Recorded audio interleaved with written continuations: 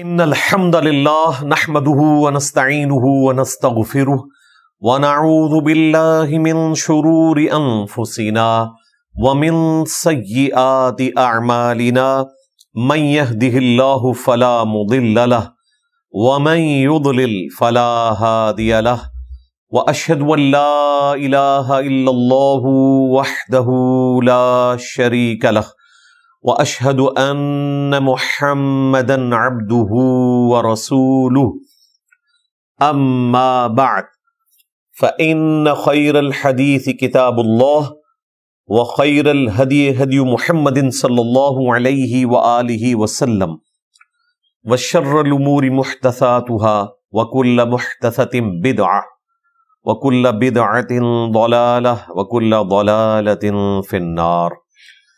اعوذ باللہ السمیع العلیم من الشیطان الرجیم من ہمزہ ونفخہ ونفثہ بسم اللہ الرحمن الرحیم.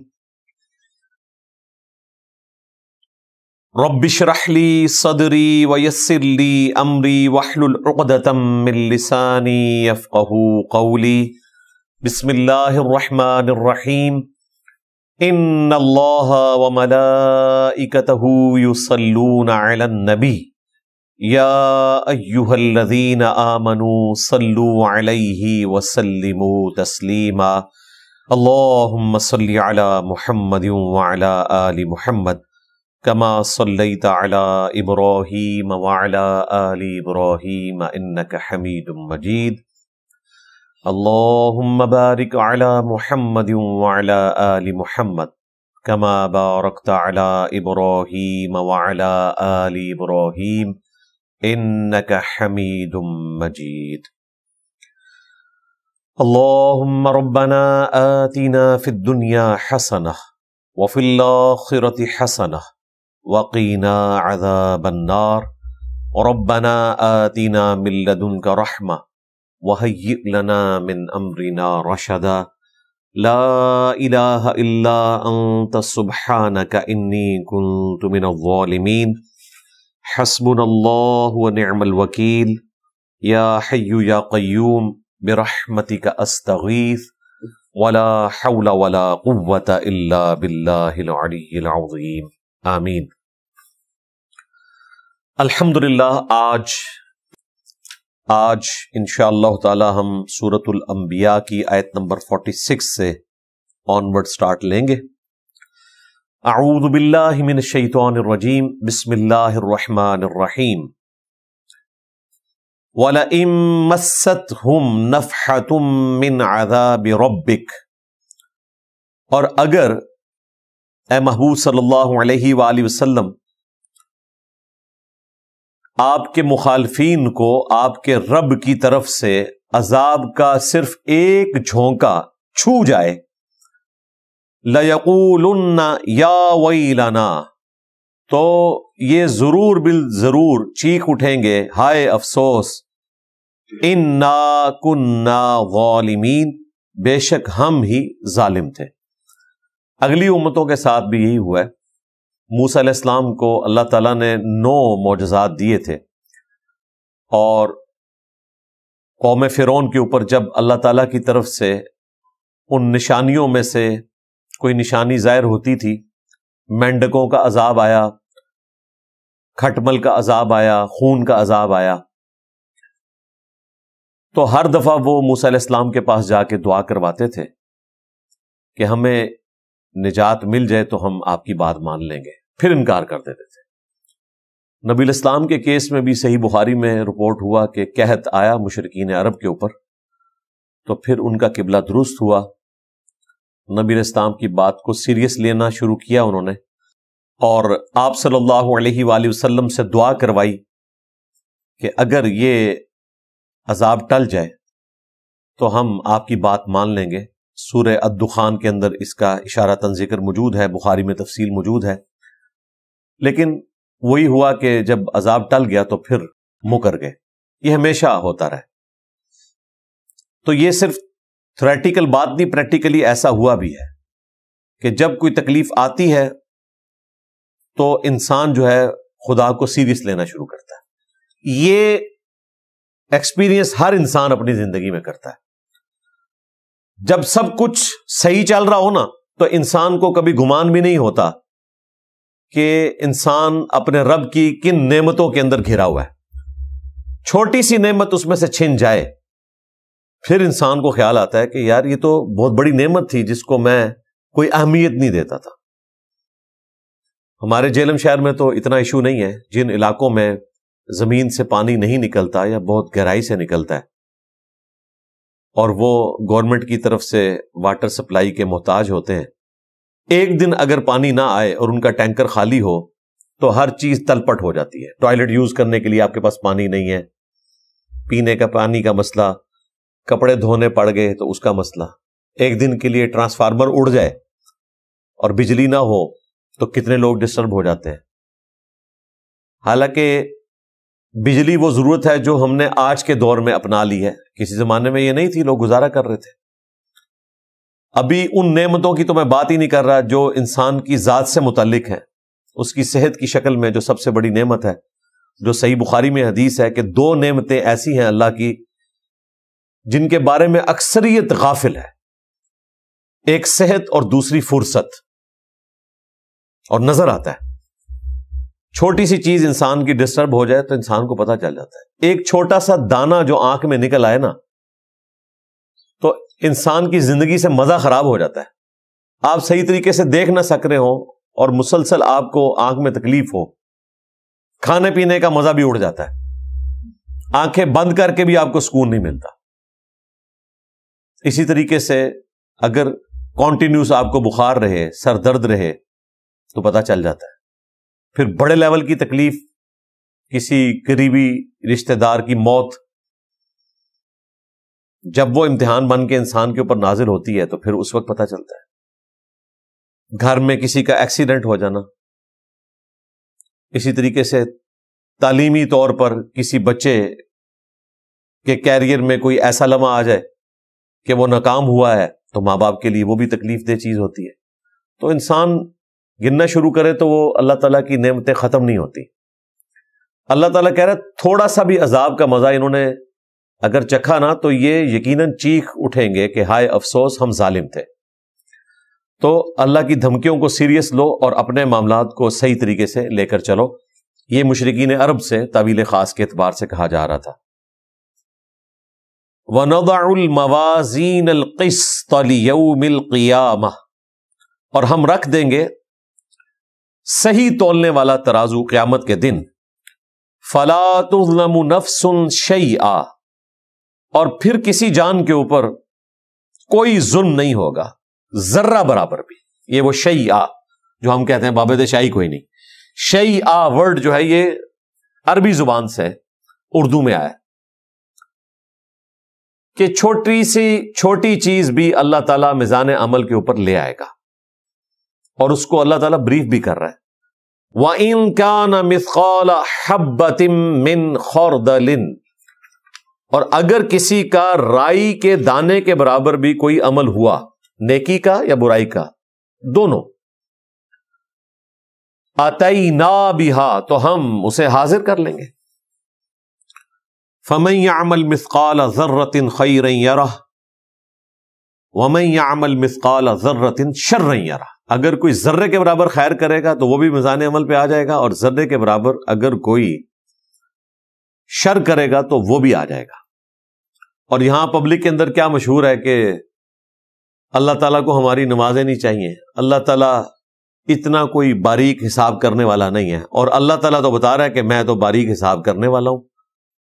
اِنَّهُ عَلِيمٌ بِذَاتِ الصُّدُورِ، میں تو سینوں میں چھپے ہوئے رازوں کا بھی جاننے والا ہوں، میں آنکھوں کی خیانت کا بھی جاننے والا ہوں. اللہ تعالیٰ سے تو کوئی چیز پوشیدہ نہیں ہے. ذرے کے برابر نیکی کرو گے وہ بھی آ جائے گی، ذرے کے برابر گناہ کیا وہ بھی آ جائے گا. سورہ لقمان میں آیا کہ حضرت لقمان نے اپنے بیٹے کو نصیحت کی تھی کہ اے میرے بیٹے، اگر کوئی گناہ کا کام زمین میں کرے یا آسمان میں کرے ذرے کے برابر، وہاں پہ بھی یہ الفاظ ہے، تو اللہ تعالیٰ قیامت والے دن اس عمل کو اس کے سامنے لے آئے گا. صحابہ کرام نے تو سوچا ہی نہیں ہوگا کہ آسمان میں کون ایسا کام کر رہا ہے. زمین میں تو سمجھ آتی ہے، اس زمانے میں تو آسمان میں کوئی نہیں ہوتا تھا، نہ کوئی اڑتا تھا. اور آج دیکھیں تقریباً روزانہ 1,00,000 کے قریب ہوائی جہاز اڑ رہے ہوتے ہیں فضا کے اندر، اور آلموسٹ کوئی 30 سے 40 لاکھ لوگ ایوریج موجود ہوتے ہیں ہر وقت ہوا میں.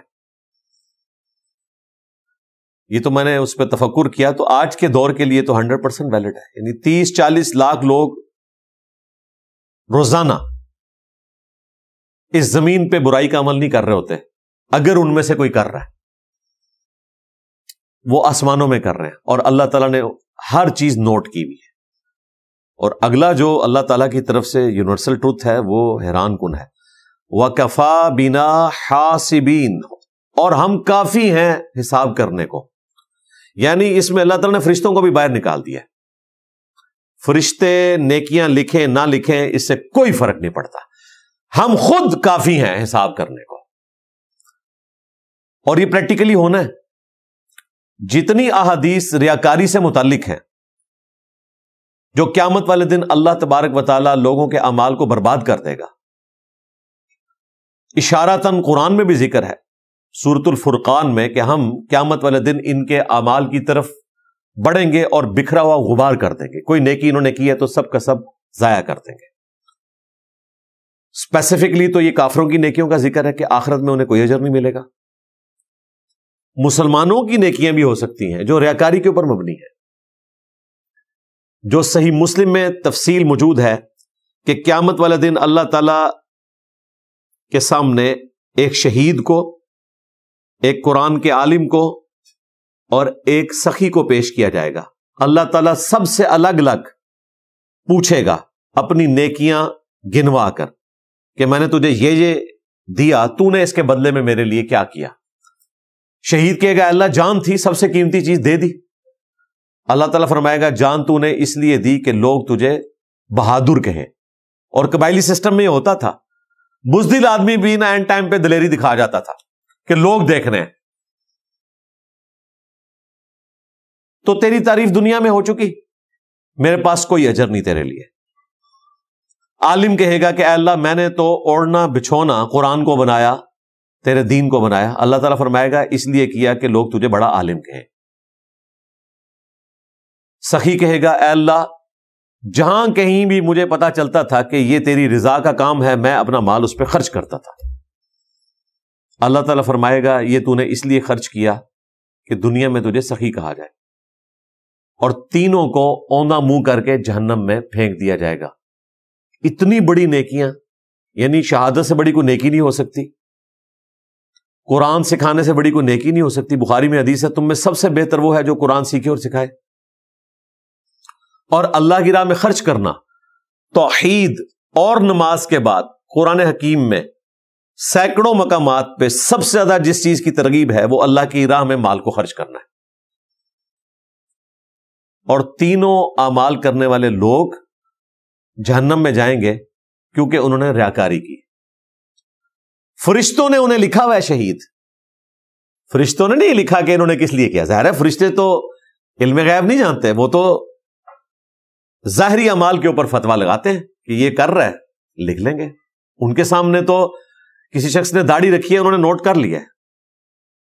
ان کو نہیں پتا یہ داڑھی اس نے دھوکہ دینے کے لیے رکھی ہے تاکہ اس کی دکان کے اوپر گاہک آئیں تو وہ اس کی داڑھی سے دھوکہ کھا کے اس کا 2 نمبری پہ مبنی مال خرید لیں.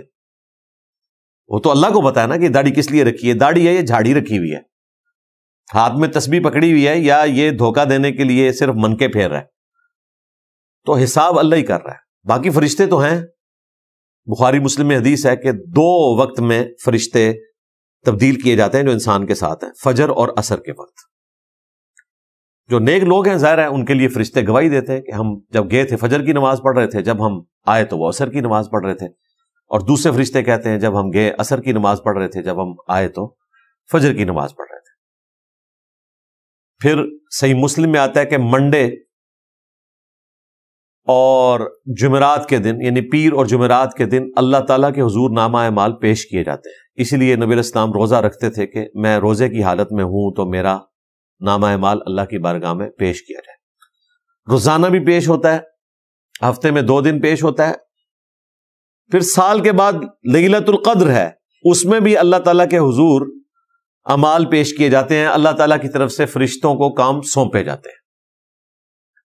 اس کے باوجود اللہ تعالیٰ فرما رہا ہے وَكَفَى بِنَا حَاسِبِينَ, ہم کافی ہیں حساب کرنے کے لیے. یہ جو 47 آیات ہیں اس میں مقدمہ سارا مکمل ہوا. اب 48 نمبر آیت سے آن ورڈ انبیاء کرام علیہم السلام کا ذکر خیر شروع ہو رہا ہے. ظاہر ہے اب ٹاپک بالکل بدل رہا ہے, لیکن حیران کن بات ہے کہ آپ دیکھیں یہاں پہ رکوع ختم نہیں ہوا. اگر ٹیکنیکلی دیکھا جائے تو یہ 47 نمبر آیت کے اوپر رکوع ختم ہو جانا چاہیے تھا. اس کے بعد انبیاء کا ذکر خیر شروع ہو گیا. اور اس طرح کی چیزیں آپ کو اس لیے نظر آتی ہیں کہ یہ رکوع جو ہے یہ کوئی اللہ تعالیٰ کی طرف سے نبی الاسلام کو تعلیم نہیں فرمائے گئے. یہ تابعین کے دور میں مضامین کے اعتبار سے قرآن حکیم کو رکوعوں میں تقسیم کیا گیا. 90% سے زیادہ زبردست ڈویژن ہوئی بھی ہے, بڑی انٹلیکچوئل ڈویژن ہے, اور لگتا ہے کہ بڑی محنت کی ہے کسی نے.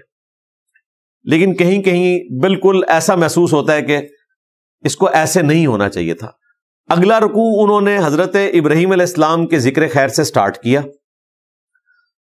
تو حضرت ابراہیم علیہ السلام کو ایک رکوع میں کور کرنے کی خاطر انہوں نے حضرت موسیٰ علیہ السلام کا جو ذکر خیر ہے اس کو اسی رکوع کے اندر کور کر دیا.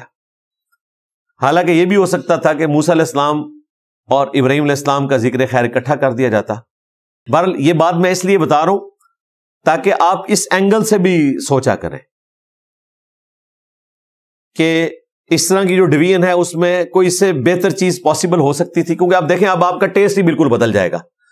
اب انبیاء کرام کا ذکر خیر شروع ہو گیا اور ان کی جو اپنے رب کے ساتھ کمٹمنٹ تھی اور کیسے وہ توحید کے اوپر راسخ العقیدہ تھے, ان چیزوں کا ذکر آئے گا.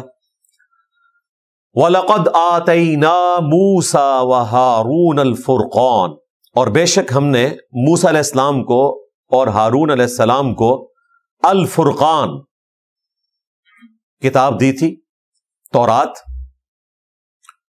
وَضِيَاءً وَذِكْرًا لِلْمُتَّقِينَ, اور روشن چیز اور نصیحت پرہیزگاروں کے لیے.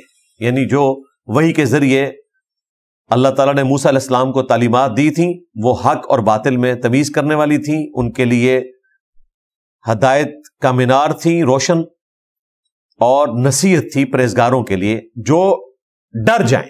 پرہیزگاروں کے لیے تو پھر عام اردو لنگوسٹک میں لوگ سمجھنا شروع کر دیتے ہیں کہ جو نیک لوگ ہیں ان کے لیے نصیحت تھی. اس کا مطلب ہے جو واقعی ڈر جائیں کہ جس رب نے ہماری مرضی کے بغیر ہمیں پیدا کیا, اگر ہم نے اس کی بات نہ مانی تو آخرت میں پکڑے جائیں گے, اس کو کہتے ہیں پرہیزگار, متقی.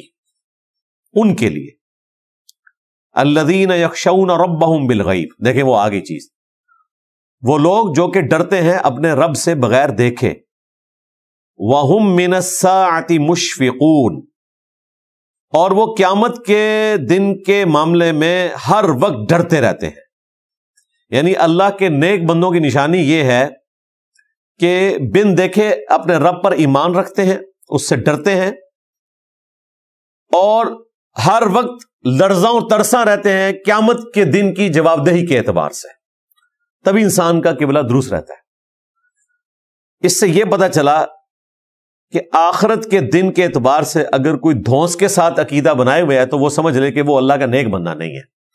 مثلا اگر کوئی شخص یہ کہتا ہے کہ میں اس وقت تک جنت میں نہیں جاؤں گا جب تک سارے مریدوں کو اپنے ساتھ نہ لے جاؤں, تو وہ اللہ کا نیک بندہ نہیں ہے. اللہ کے نیک بندوں کی نشانی یہ ہے کہ بن دیکھے اپنے رب سے ڈرتے ہیں اور لرزاں اور ترساں رہتے ہیں قیامت کے دن کے معاملے میں. یعنی انہیں اپنی فکر لگی رہتی ہے کہ پتہ نہیں ہمارے ساتھ کیا بننا ہے. جس کو اپنی فکر لگی ہو وہ کسی کو کیسے گارنٹی دے سکتا ہے؟ جس کو خدا کا تعارف نہیں ہے نا جی, وہی اس قسم کی گارنٹیاں لوگوں کو دے سکتا ہے. یہ گارنٹی صرف وقت کا پیغمبر اللہ تعالیٰ کی وحی کی تائید کے ساتھ دے سکتا ہے. اس کے بعد جو کوئی کسی کو کوئی گارنٹی دے رہا ہے وہ اپنے ساتھ بھی جھوٹ بول رہا ہے اور ان لوگوں کو بھی دھوکہ دے رہا ہے, کیونکہ اللہ کے نیک بندوں کی نشانی تو یہ ہے. اور جن نیک بندوں کو پیغمبر کی مبارک زبان سے خوشخبریاں ملی تھیں اس کے باوجود ان کی یہی حالت رہی ہے. 10 خوش نصیب صحابہ عشرۃ مبشرہ جنہیں نبی الاسلام نے جنت کی بشارت دی. آپ کو کبھی ان کا کانفیڈنس اس حوالے سے نہیں ملے گا کہ وہ لوگوں کی گارنٹی دیتے پھریں کہ ہم آپ کو جنت میں لے کے جائیں گے.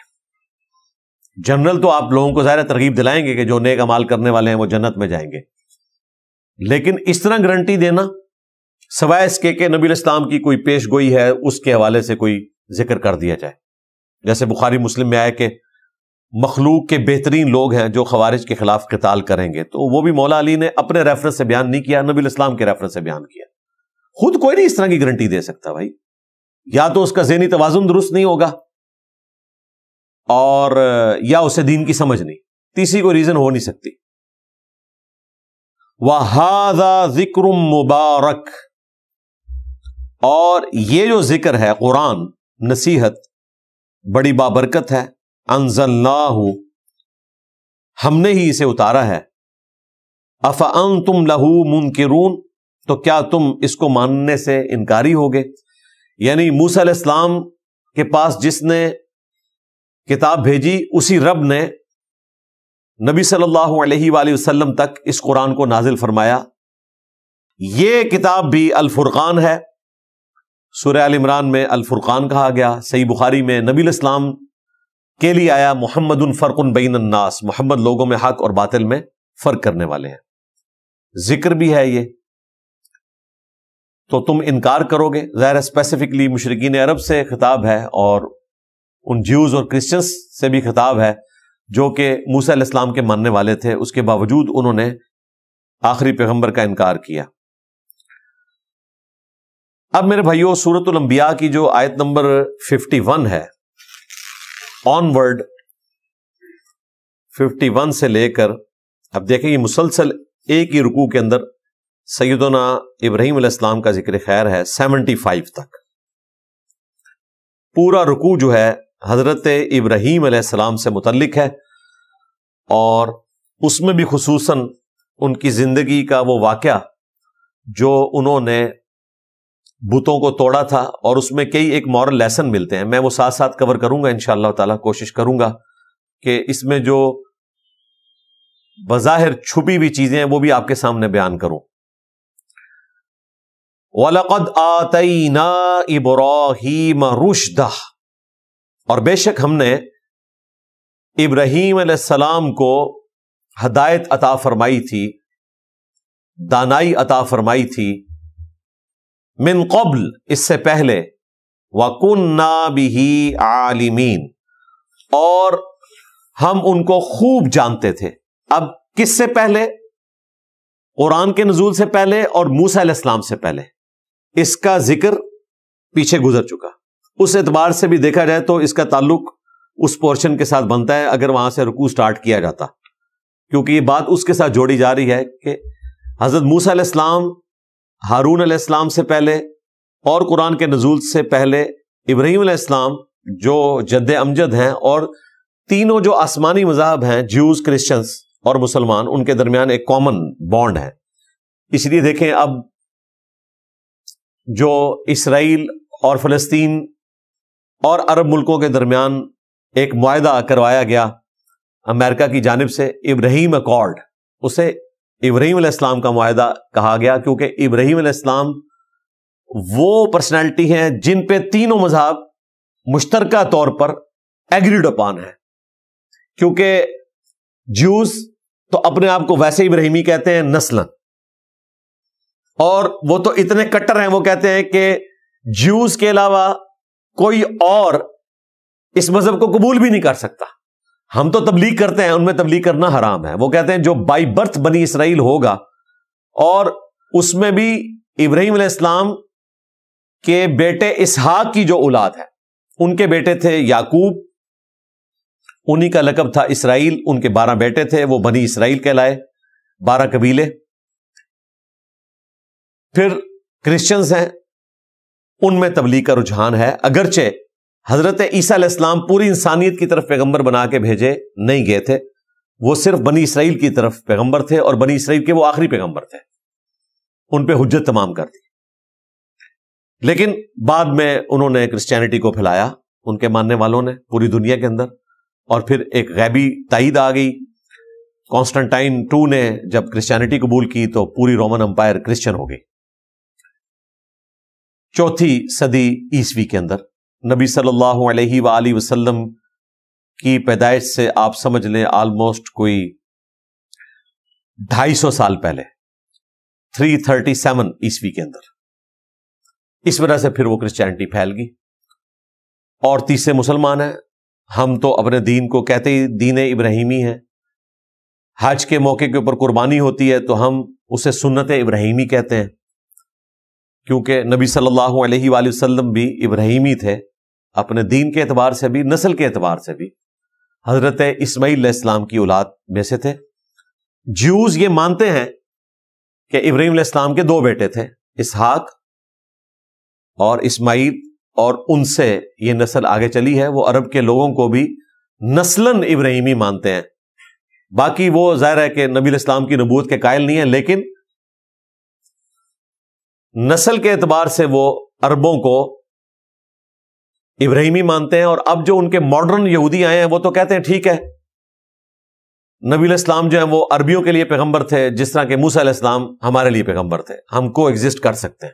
جو آج کل کے ماڈرن یہودی ہیں، جب یہ بین المذاہب کانفرنس ہوتی ہے وہاں پہ وہ یہ بات کرتے ہیں، اس میں نبی علیہ السلام کو وہ پیغمبر کے طور پر ایکسپٹ کرتے ہیں۔ ہمیں تو مسئلہ کوئی نہیں ہے، ہمارے تو ایمان کا تقاضا ہے موسیٰ علیہ السلام کو، عیسیٰ علیہ السلام کو ماننا، لیکن ان کے لیے یہ بڑی بات ہے اس چیز کو ایکسپٹ کرنا۔ عیسیٰ علیہ السلام کے بارے میں بھی ایکسپٹ کرنا بڑا مشکل کام ہے، کیونکہ وہ تو عیسیٰ علیہ السلام سے سخت نفرت کرتے ہیں، وہ تو نعوذ باللہ انہیں دجال سمجھتے ہیں، اور کرسچن سے وہ اس اعتبار سے نفرت کرتے ہیں کہ کرسچنز نے ایک انسان کو خدا کا بیٹا مان لیا، اسے خدا تسلیم کیا۔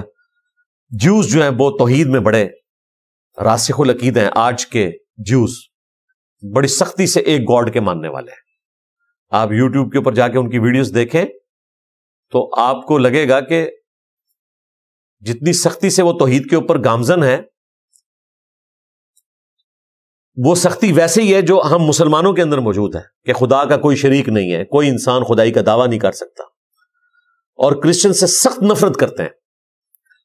اور وہ نفرت اس حد تک ہے کہ عیسیٰ ابن مریم سے بھی وہ نفرت کرتے ہیں۔ ظاہر ہے ان کو پیغمبر مانتے ہی نہیں ہے تو انہوں نے نفرت ہی کرنی ہے۔ یہ تو مسلمانوں کی کچھ نصیبی ہے، لا نفرق بین احد من رسلی، ہم ایمان لانے میں کسی نبی میں فرق نہیں کرتے۔ مرتبے کا فرق قرآن میں آیا ہے، تلک الرسل فضلنا بعضهم علی بعض، اللہ کے رسول ہیں، بعض کو بعض پہ اللہ نے فضیلت دی ہے، لیکن ایمان لانے میں سب کے سب برابر ہیں۔ تو بے شک ہم نے ابراہیم علیہ السلام کو رشد و ہدایت دی تھی اس سے پہلے، اور ہم ان کو خوب جانتے تھے۔ اذ قال لأبیہ، یاد کرو جب انہوں نے اپنے باپ سے کہا، وقومی، اور اپنی قوم سے۔ اب یہ ابی سے مراد ان کے والد ہیں یا چچا ہیں، یہ اختلاف ہے، یہ میں پہلے کافی دفعہ ڈسکس کر چکا ہوں، اس لیے آج تفصیل میں جانے کی ضرورت نہیں ہے۔ ہم باپ ہی کہہ لیتے ہیں، والد نہیں کہتے کیونکہ اختلاف ہے۔ چچا کے لیے بھی باپ کا ورڈ استعمال ہوتا ہے۔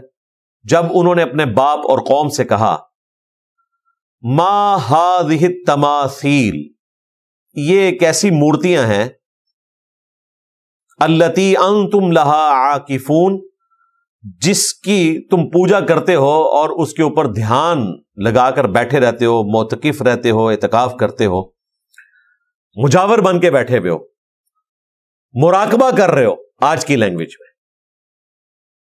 اب اس کے جواب میں وہ کہہ رہے ہیں کہ ہمارے پاس کوئی دلیل نہیں سوائے اس کے، قالوا وجدنا آباءنا لها عابدین،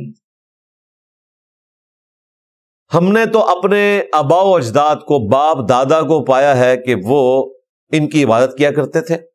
ہونا تو چاہیے تھا کہ دلیل پیش کرتے کہ آباء و اجداد کے پاس کوئی اللہ کا پیغام آیا کہ آپ نے یہ مورتیاں بنانی ہیں، نہیں، بس سن سنا کے سننی ٹنی، یہ وہی والی بات ہے، آباء و اجداد کے طریقے کے اوپر چل رہے ہیں۔ اب ابراہیم علیہ السلام کا فتویٰ بڑا گاڑا ہے۔ قال، تو ابراہیم علیہ السلام نے فرمایا، لقد کنتم، بے شک تم بھی، انتم، وآباؤکم فی ضلال مبین، اور تمہارے باپ دادا بھی سب کے سب کھلی گمراہی میں تھے۔ ابراہیم علیہ السلام کوئی لگی لپٹی بات نہیں کرتے تھے، بالکل توحید کو ننگی تلوار کی طرح بیان کرتے تھے۔ انہوں نے کہا مجھے کہنے میں کوئی عار نہیں کہ بے شک تم بھی اور تمہارے آباء و اجداد بھی سب کے سب کھلی گمراہی میں رہے۔ قالو، تو انہوں نے کہا ابراہیم علیہ السلام سے، اجئتنا بالحق ام انت من اللاعبین، کیا آپ ہمارے پاس کوئی سچی بات لے کر آئے ہیں کہ ہم سے ٹھٹا مذاق کر رہے ہیں؟ جو آپ یہ دعویٰ کر رہے ہیں کہ آپ اللہ کے پیغمبر ہیں، تو آپ کے پاس کوئی دلیل ہے ایک خدا کی؟ اب دیکھیں ابراہیم علیہ السلام جو ہیں وہ دلائل سامنے رکھ رہے ہیں۔ قالا، تو انہوں نے فرمایا، بر ربکم رب السماوات والارض، بلکہ تمہارا رب تو وہ ہے جو آسمانوں اور زمین کا رب ہے۔ یہاں پر ابراہیم علیہ السلام یہ بھی کہہ سکتے تھے کہ میرا رب وہ ہے جو آسمانوں اور زمین کا رب ہے، لیکن ان کو کہا کہ تمہارا رب بھی وہی ہے جس نے تمہیں پیدا کیا ہوا ہے، زمین و آسمان کو پیدا کیا ہے۔ الذی فطرہن، جس نے ان کو پیدا فرمایا، آسمانوں کو اور زمین کو۔ وَأَنَا عَلَى ذَلِكُم مِّنَ الشَّاهِدِينَ، اور میں اس سچی بات کے اوپر گواہی دینے والوں میں شامل ہوں۔ مجھے اللہ تعالیٰ نے پیغمبر بنایا ہے اور میں گواہی دیتا ہوں کہ آسمانوں زمین کا بنانے والا ایک اللہ ہے اور اسی نے تمہیں بھی پیدا کیا ہوا ہے۔ وَتَاللَّهِ، اور اللہ کی قسم، یہ عموماً یہاں پہ اردو میں بھی بولتے ہیں نا، واللہ، باللہ، تاللہ، عربی تو بولتے ہیں، یہ تینوں انداز ہیں قسم کے۔ لَأَكِيدَنَّ أَصْنَامَكُمْ، مجھے اللہ کی قسم کہ میں بالضرور تمہارے ان بتوں کا بندوبست کروں گا، بعد ان تولوا مدبرین، جب تم چلے جاؤ گے یہاں سے پیٹ پھیر کر۔ باقی جگہ آتا ہے کہ وہ کسی اینول گیدرنگ میں جا رہے تھے، کوئی میلہ لگتا تھا، ابراہیم علیہ السلام کو بھی انہوں نے دعوت دی۔ دوسری جگہ پہ آتا ہے کہ آپ بھی ہمارے ساتھ چلیں، تو ابراہیم علیہ السلام نے ستاروں کی طرف دیکھا توریتاً اور پھر کہا کہ میں بیمار ہوں۔ حقیقتاً وہ بیمار نہیں تھے، لیکن انہوں نے توریہ کیا، یعنی بیمار روحانی طور پہ میں تکلیف اور کوفت کا شکار ہوں کہ میری قوم جو ہے وہ شرک کے اندر مبتلا ہے۔ اسے کہتے ہیں توریہ کرنا۔ یہ جان بچانے کے لیے حکمت کے تحت زو معنی جملہ بولنا یہ جائز ہے، انبیاء کرام کی سنت ہے۔ اسی کانٹیکسٹ میں صحیح بخاری اور صحیح مسلم میں ایک حدیث موجود ہے کہ ابراہیم علیہ السلام نے 3 موقع کے اوپر توریتاً جھوٹ بولا۔ اب جھوٹ ظاہر ہے ہم اردو میں ترجمہ کر رہے ہیں، اس کو توریہ ہی کہنا چاہیے، عربی میں غلط بیانی یا ایک روٹین سے ہٹ کے بات کی، اور وہ جائز ہے۔ 3 موقع کون سے؟ ایک موقع جب مصر کے بادشاہ کے ساتھ آپ کا واسطہ پڑا اور آپ کی جو بیوی تھی حضرت سارہ، ان پہ اس کی غلط نظر تھی، تو حضرت ابراہیم علیہ السلام سے اس نے پوچھا کہ یہ عورت کون ہے، تو انہوں نے کہا یہ میری بہن ہے، اور دل میں نیت کی کہ اسلام کے رشتے میں بہن ہے، ویسے تو بیوی ہے۔ اور یہ بات ابراہیم علیہ السلام نے آ کے سیدہ سارہ کو بتا دی کہ اس نے مجھے پوچھا تھا اگر میں بتاتا تو وہ مجھے قتل کروا دیتا تمہیں حاصل کرنے کے لیے، کیونکہ اس زمانے میں تو نگاہیں مار کے کوئی غائب تو نہیں کر سکتا تھا بادشاہوں کو۔ اور بات کس کی ہو رہی ہے؟ ابراہیم علیہ السلام کی، جد الانبیاء کی۔ تو میں نے یہ بات اس لیے کہی کہ اسلام کے رشتے میں ہم بہن بھائی ہیں، یہ حضرت ابراہیم علیہ السلام نے ان کو کلیئر کیا۔ پھر بھی حضرت سارہ کی طرف اس نے ہاتھ بڑھانے کی کوشش کی تو اللہ تعالیٰ کی طرف سے غیبی مدد آئی، اس کا ہاتھ شل ہو گیا۔ پھر تھوڑی دیر بعد ٹھیک ہوا، دوبارہ اس نے کوشش کی، پھر ایسا ہوا، پھر وہ ڈر گیا اور اس نے بجائے ان کے ساتھ کوئی غلط سلوک کرنے کے ایک لونڈی گفٹ کی حضرت سارہ کو، اور وہ تھی ہاجر۔ انہی سے حضرت اسماعیل علیہ السلام پیدا ہوئے، لہذا ان کی اصل جو ہے وہ مصر کے لوگ ہیں۔ یہ مصر سے آپ کو گفٹ ملی تھی اور وہ پھر آزاد کر کے ابراہیم علیہ السلام کی بیوی بنی۔ تو اس موقع پہ حضرت ابراہیم علیہ السلام نے یہ بات کی۔ بخاری میں آتا ہے کہ دوسرا موقع یہ والا تھا کہ جب وہ میلے پہ جا رہے تھے، اور اس کا ذکر قرآن میں موجود ہے۔ ابراہیم علیہ السلام نے ستاروں کی طرف دیکھا، کیونکہ وہ بھی ستاروں سے حساب لگاتے تھے۔ ان کو امیج یہ دیا کہ میں اس پوائنٹ آف ویو سے بات کروں، حالانکہ وہ اس پوائنٹ آف ویو سے بات نہیں کر رہے تھے، توریہ کیا، کیونکہ انہوں نے پیچھے بتوں کے ساتھ یہ کرنا تھا، پلاننگ تو کر لی تھی انہوں نے۔ اور تیسرا اسی میں آئے گا، جب انہوں نے سارے بتوں کو توڑ کے بڑے بت کے کندھے کے اوپر وہ کلہاڑا رکھ دیا، تو واپسی پہ انہوں نے پوچھا کہ ہمارے بتوں کے ساتھ کس نے یہ ایکٹیویٹی پرفارم کی کہ سارے بت توڑ دیے؟ تو اس کا ذکر بھی قرآن میں آئے گا۔ ابراہیم علیہ السلام نے کہا کہ ان کے بڑے نے کیا ہوگا، کیونکہ بڑے بت کے کندھے کے اوپر کلہاڑا رکھا ہوا تھا۔ لیکن یہ بھی ذو معنی جملہ تھا، بڑے سے مراد جو ان سے زیادہ طاقتور ہے، یعنی کہ میں خود، تاکہ اس سے ان کو یہ پتا چلے کہ بت کتنے کمزور ہیں۔ تو دو توریہ جو ہیں قرآن میں بھی رپورٹ ہو گئے، ایک ان کا کہنا کہ میں بیمار ہوں، اور دوسرا بڑے نے کیا ہوگا۔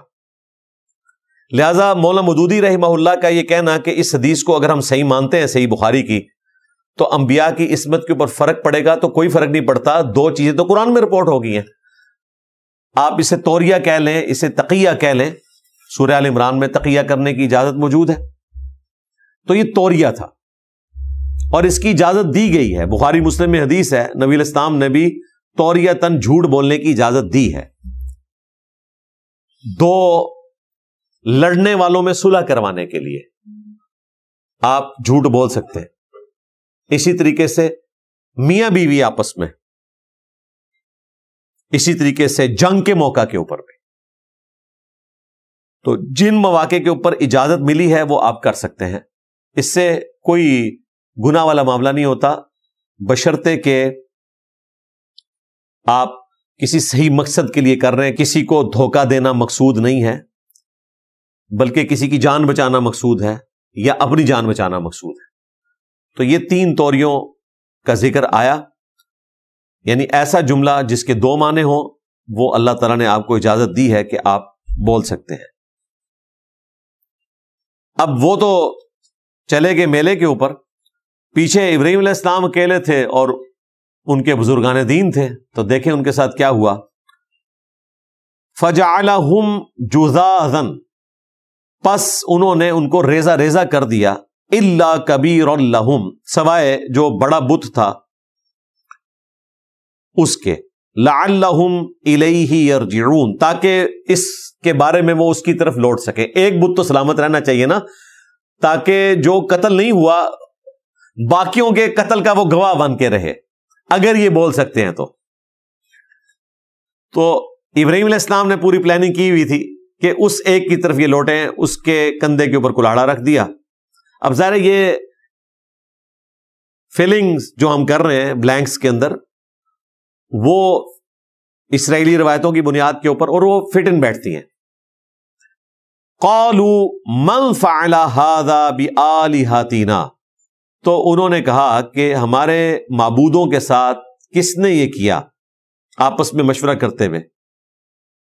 انہ لمن الظالمین، ایسا کرنے والا تو بڑا ظالم ہے۔ قالوا سمعنا، تو چند ایک نے ان میں سے کہا کہ ہم نے سنا تھا، فتى يذكرهم يقال له ابراہیم، ایک نوجوان لڑکے کو جو اس کا ذکر برائی سے کر رہا تھا، یعنی ظاہر ہے کہ وہ ابراہیم علیہ السلام جو آلریڈی کہہ چکے تھے کہ تم اور تمہارے آباء و اجداد گمراہ تھے کہ جنہوں نے بتوں کی پوجا کی، تو آپ ان کی نظروں میں تو آگے تھے کہ بتوں کے ساتھ یہ برائی والا معاملہ ابراہیم علیہ السلام نے کیا ہوگا، کیونکہ وہ ان بتوں کا ذکر برائی کے ساتھ کر رہا تھا، کوئی گالی گلوچ نہیں، وہ تو اسے برائی سمجھتے تھے نا۔ قالوا تو وہ کہنے لگے فأتوا به على اعین الناس کہ اس کو لوگوں کے سامنے پیش کرو، اس نوجوان لڑکے کو، اس کی جرت، اس نے یہ حرکت کی، لعلہم یشہدون تاکہ وہ اس کے متعلق کوئی شہادت دے سکے۔ جب ہم اس سے پوچھیں گے تو ظاہر ہے ایک ہی بندہ پیچھے تھا، اتنا بڑا حادثہ ہوا تو یقیناً اسی نے کیا ہے یا کروایا ہے یا اس کے سامنے ہوا ہے، تو لوگ دیکھ لیں گے، خود لوگ گواہی دیں گے کہ یہی کرنے والا ہے۔ اب انہوں نے مجلس اکٹھی کی اور بلا لیا ابراہیم علیہ السلام کو اور کہا قالوا اانت فعلت هذا بآلہتنا یا ابراہیم، اے ابراہیم کیا تو نے ہمارے معبودوں کے ساتھ یہ سب کچھ کیا جو حرکت ہوئی تھی؟ قالا تو انہوں نے فرمایا بل فعلہ کبیرہم ھذا، انہوں نے کہا بلکہ ان کے اس بڑے نے ہی حرکت کی ہوگی۔ اب وہ بڑے سے مراد حقیقتاً تو اپنے آپ کو لے رہے تھے اور ان کو یہ میسج دے رہے تھے کہ جس کے کندھے کے اوپر کلہاڑا ہے، اب یہاں پہ کلہاڑے کا ذکر نہیں، لیکن ظاہر ہے وہ مسنگ لنکس کے اندر چیزیں روایتوں کے ساتھ ایڈجسٹ ہوتی ہیں، تو اس کی طرف رجوع لا کے دیکھو، یہ بتائے گا۔ فَاسْأَلُوهُمْ إِن كَانُوا يَنطِقُونَ، تو ان سے پوچھ لو اگر یہ گفتگو کر سکتے ہوں تو۔ فَرَجَعُوا إِلَىٰ أَنفُسِهِمْ، اب ظاہر ہے اس کا جواب کیا ہونا تھا، تو انہوں نے اپنے جی میں خود ہی غور کیا۔ فَقَالُوا، پھر بولے، إِنَّكُمْ أَنْتُمُ الظَّالِمُونَ، کہ بے شک تم ہی ظلم کرنے والے ہو۔ ثُمَّ نُكِسُوا عَلَىٰ رُؤُوسِهِمْ، پھر وہ اوندے ہو کر اپنی گمراہی کی طرف پلٹے اور بجائے اس کے کہ وہ ہدایت قبول کرتے، الٹا ابراہیم علیہ السلام کے ساتھ آرگومنٹ کرنا شروع ہو گئے۔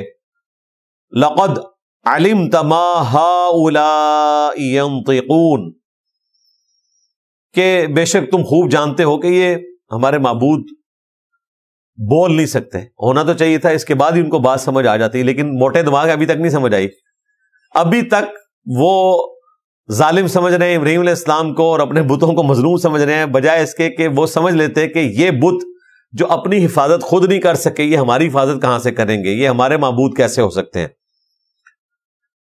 اب فل ٹاس مل گئی حضرت ابراہیم علیہ السلام کو، تو دیکھیں کیسا چھکا مارا انہوں نے۔ قال افتعبدون من دون اللہ، ابراہیم علیہ السلام نے کہا کہ کیا تم عبادت کرتے ہو اللہ کو چھوڑ کر ان کی، ما لا ينفعکم شیئا ولا یضرکم، جو نہ تمہیں کوئی نفع دے سکتے ہیں کسی ذرے برابر کا، بابت شیء کوئی نہیں، یہ وہی بات، ما لا ينفعکم شیئا ولا یضرکم، اور نہ کوئی نقصان پہنچا سکتے۔ نفع کیا دینا ہے، اپنا آپ ختم کروا بیٹھے، نقصان کیا کرنا ہے، اپنے نقصان کو نہیں ٹال سکے، کسی کو کیا نقصان انہوں نے کرنا ہے۔ اف لکم، تف ہے تم پر، وَلِمَا تَعْبُدُونَ مِن دُونِ اللَّهِ، اور جن ہستیوں کو تم اللہ کے سوا پوجتے ہو ان کے اوپر بھی تف ہے۔ افلا تعقلون، کیا تم اتنی عقل بھی نہیں رکھتے؟ اب اس کے بعد چیپٹر کلوز ہو جانا چاہیے تھا، ڈراپ سین ہو گیا، لیکن جب انسان اپنی ضد پہ اڑا ہو، حق بات قبول نہ کرنا چاہتا ہو، تو اس طرح کی باتیں سن کر مزید غصہ پیدا ہوتا ہے۔ یہاں میں ضمناً ایک بات کر دوں، یہ سب کچھ ہم ان ہستیوں کے بارے میں تو کہہ سکتے ہیں جو واقعتاً جھوٹے معبود تھے، لیکن اگر اللہ کے نیک بندے جن کا نیک ہونا قرآن و سنت سے ثابت ہے، جس طرح کہ عیسیٰ ابن مریم، اگر ان کو کوئی پوجتا ہے تو ہم حضرت ابراہیم علیہ السلام کی سنت پر عمل کرتے ہوئے عیسیٰ ابن مریم کے لیے الفاظ استعمال نہیں کر سکتے کہ تف ہے تم پر بھی اور جس کو تم پوجتے ہو، کیونکہ وہ جس کو پوج رہے ہیں نا، اس نے تو اس قسم کی کوئی تعلیمات نہیں دی ہے۔ یہ سب کچھ ہم ان کے ساتھ کر سکتے ہیں جن کی کوئی سند آسمان سے نازل نہیں ہوئی۔ چاہے وہ آج کے زمانے کا ہو چاہے پرانے زمانے کا، لیکن جس کے پیچھے اللہ کی تعلیمات کھڑی ہیں قرآن و سنت کی شکل میں، تو اس میں پھر ہم الفاظ استعمال کریں گے جو قرآن میں آئے. لقد کفر الذین قالوا ان اللہ هو المسیح ابن مریم، بے شک وہ لوگ کھلا کفر کر رہے ہیں جو کہہ رہے ہیں کہ اللہ تعالیٰ ہی عیسیٰ ابن مریم ہے. یعنی عیسیٰ ابن مریم دنیا میں انسانی شکل میں آئے، دراصل وہ گاڈ ہے. قل فمن یملک من اللہ شیئا، اے نبی ان سے فرماؤ اللہ کا کوئی کیا بگاڑ لے گا اگر اللہ ارادہ کرے عیسیٰ کو، ان کی ماں کو اور جتنے اس زمین پر آباد ہیں سب کو ہلاک کر دے. وہاں پھر آپ اس سٹائل میں بات کریں گے تو یہ بات کی جا سکتی ہے کہ اگر اللہ تعالیٰ عیسیٰ کو، ان کی ماں کو اور زمین میں سارے لوگوں کو ہلاک کر دے تو اللہ تعالیٰ کا کوئی کچھ بگاڑ نہیں سکتا. یہ فرق ہے خالق اور مخلوق کا. پھر اس سے نیچے آ جائیں جن کی کوئی سند ہی نازل نہیں ہوئی بھی، ان کے بارے میں تو آپ جتنی مرضی دلیری سے بولیں جس طرح ہم بول رہے ہیں. میں نے ان کو کہا کہ کوئی بڑے سے بڑا بزرگ اپنا پیشاب بھی نہیں روک سکتا. بھائی تم کہہ رہے ہو کہ بزرگوں نے سمندر روکا ہوا ہے، کیونکہ ان کا دعویٰ ہے کہ سمندر روکا ہوا ہے. تو پھر ہم انہیں انسان کی کس پرسی بتائیں گے. انسان کوئی بھی ہو وہ اپنے نفع اور نقصان کا مالک نہیں، خواہ وہ پیغمبر ہو، اہل البیت میں سے ہو، کوئی صحابی ہو، کوئی تابعی ہو، اپنے نفع و نقصان کا مالک کوئی نہیں ہے. اللہ ہی اس کے نفع اور نقصان کا مالک ہے. کوئی اپنی موت کو ٹال نہیں سکتا، کوئی حضرت اسرائیل سے روح واپس نہیں لے سکتا، کوئی اپنی بیماری کو خود ختم نہیں کر سکتا. یہ آگے آئے گا انبیاء کرام کی بیماری کا ذکر، ایوب علیہ السلام کی، کس درد سے انہوں نے دعا کی، اللہ نے ان کی تکلیف دور کی. سارے بچے مر گئے، ان کی بیویاں مر گئیں، خود بیماری میں مبتلا ہو گئے، سب کچھ ختم ہو گیا. پھر دعا کی، اللہ تعالیٰ نے ان کو صحت بھی دی اور بیویاں دیں اور بچے ہوئے. اللہ تعالیٰ ماتا ہے اس سے ڈبل کر دیا ان کو، لیکن کیا اللہ نے. انسان کچھ نہیں کر سکتا، ذہن میں رکھیے گا. تو اف ہے تم پر بھی اور جن ہستیوں کو تم اللہ کے سوا پوجتے ہو، کیا تمہیں اتنی بھی عقل نہیں ہے؟ قالو، تو وہ بولے، حرقوہ، جلا ڈالو اسے، وانصروا آلہتکم، اور مدد کرو اپنے معبودوں کی. یعنی اپنے معبودوں کی مدد کرو کہ ان کا دشمن ابراہیم آ چکا ہے، ابراہیم کو جلا دو تاکہ یہ ہمارے بتوں کو نقصان نہ پہنچائے. اندازہ کریں مت ایسی ماری ہوئی ہے، معبودوں نے تمہیں بچانا تھا اور تم معبودوں کو بچانے کی خاطر ابراہیم علیہ السلام کو آگ میں جلانے لگے ہو. ان کنتم فاعلین، اگر تم نے کچھ کرنا ہے تو اس کے ساتھ یہ کرو. جیسا پاکستان میں بھی ہو رہا ہے. کل تک یہ کہتے تھے کہ ہمارے بزرگوں نے دنیا کا نظام سنبھالا ہوا ہے، پاکستان کی حفاظت یہ کر رہے ہیں، پلوں کے اوپر بزرگوں کی ڈیوٹیاں ہیں. جب دہشت گردوں نے ان کے مزارات کے اوپر بم پھوڑے، پھر یہ پریس کلب کے سامنے آ کر پلے کارڈ اٹھائے ہوئے کھڑے ہوئے آپ کو نظر آئیں گے. تحفظ اولیاء کانفرنس، یہ سیم ہے، یہ تحفظ اولیاء کانفرنس ہو رہی ہے وہاں پہ بھی. بلکہ اس سے بڑی چیز ہے، وہ تو معبود تھے ان کے. تو بھائی جن اولیاء کی حفاظت کے لیے آپ کو کانفرنس کرنی پڑے پریس کلب کے باہر، تو وہ آپ کی حفاظت کہاں سے کریں گے؟ تو انہوں نے کہا کہ جلا ڈالو ابراہیم کو اور اپنے معبودوں کی مدد کرو اگر تمہیں کچھ کرنا ہی ہے تو. اب اللہ تعالیٰ نے انٹروین کیا. دیکھیں یہاں پہ کوئی ذکر نہیں آ رہا کہ ابراہیم علیہ السلام نے نگاہ ماری اور وہ آگ ٹھنڈی ہو گئی. پوائنٹ ٹو بی نوٹڈ، یہ آپ کو بتانا ضروری ہے. اگر پیغمبر کچھ کر کے نہیں دکھا سکتا نا اللہ کے اذن کے بغیر، تو باب دشائی کوئی نہیں. قلنا، اللہ تعالیٰ ہمارے ہم نے فرمایا، یا نار کونی بردا وسلاما علی ابراہیم، اے آگ ٹھنڈی ہو جا ابراہیم کے لیے اور سلامتی بن جا. اتنی ٹھنڈی نہ ہو کہ وہ تکلیف میں پڑ جائے، بس اتنی ٹھنڈی ہو کہ وہ اس کی تپش کو محسوس نہ کریں اور ایک نارمل ایکسپیرینس ان کے اوپر ہو.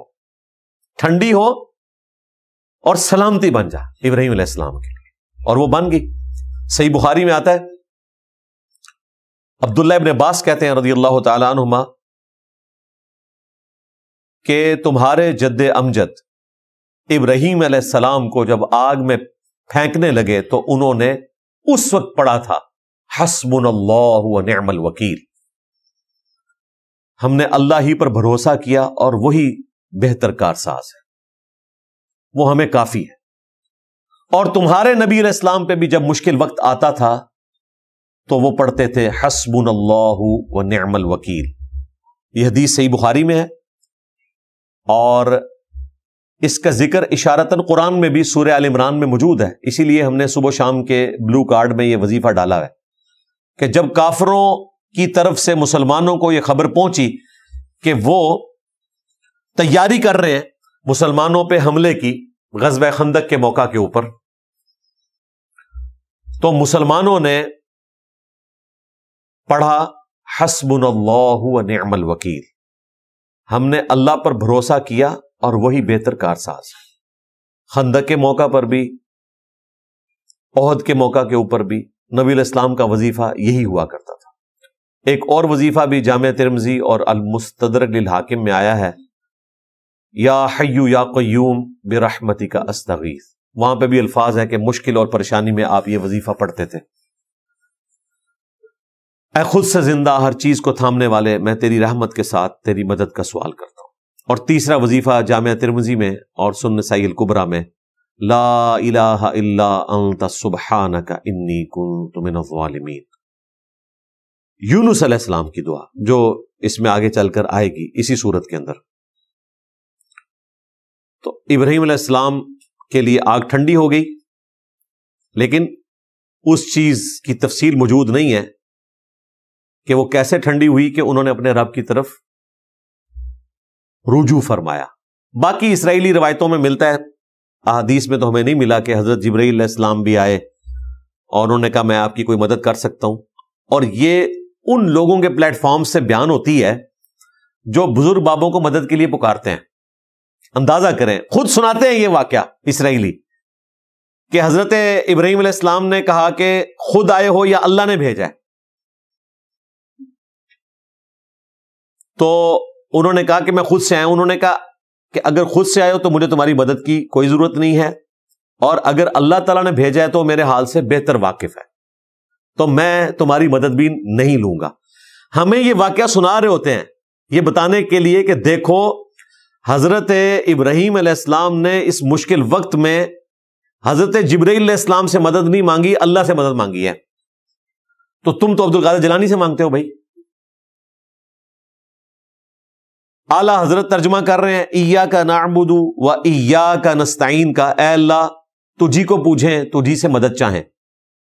اور ملفوظات اعلیٰ حضرت میں جب پوچھا جا رہا ہے تو کہتے ہیں کہ میں نے تو ایک ہی در مضبوطی سے پکڑا ہوا ہے، مجھے تو جب بھی کوئی مصیبت آتی ہے تو میں شیخ عبدالقادر جیلانی کو مدد کے لیے پکارتا ہوں۔ قرآن میں ترجمے میں اللہ کو پکارتا ہوں اور باہر جو ہے قرآن سے نکل کے عبدالقادر جیلانی کو۔ یہاں پہ دیکھیں حضرت ابراہیم علیہ السلام کے لیے اللہ تعالیٰ نے آگ کو ٹھنڈا کر دیا حسبنا اللہ و نعم الوکیل کی برکت سے۔ اب اللہ تعالیٰ فرما رہا ہے وَأَرَادُوا بِهِ كَيْدًا، اور انہوں نے تو ارادہ کیا تھا چال چلنے کا، ابراہیم علیہ السلام کو تکلیف دینے کا، فَجَعَلْنَاهُمُ الْأَخْسَرِينَ، تو ہم نے انہی کو ناکام کر دیا ان کی اس پلاننگ کے اندر۔